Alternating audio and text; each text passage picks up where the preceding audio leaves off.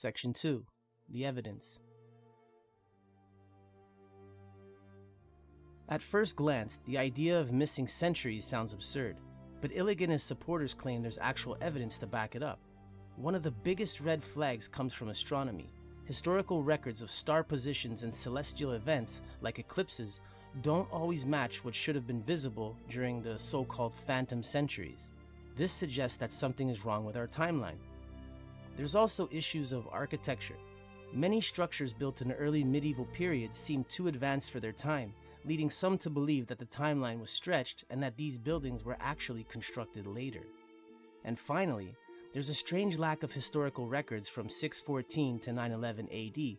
For nearly 300 years, very few major events or technological advances were even recorded. Could it be that this period never truly existed?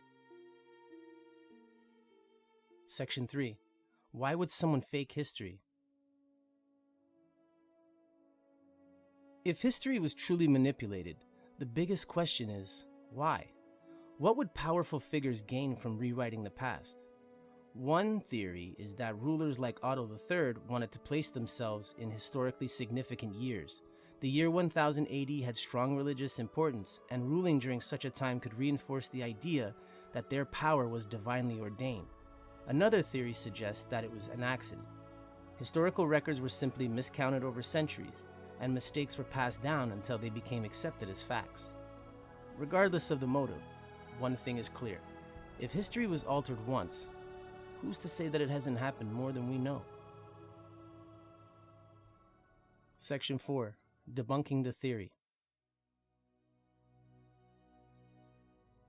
Of course, most historians reject the phantom time hypothesis. The idea of fabricating nearly 300 years of history seems impossible.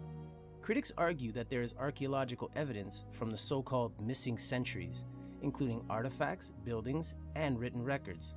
They also point out that different civilizations, such as the Islamic caliphates and the Chinese dynasties, recorded historical events that align with those missing years.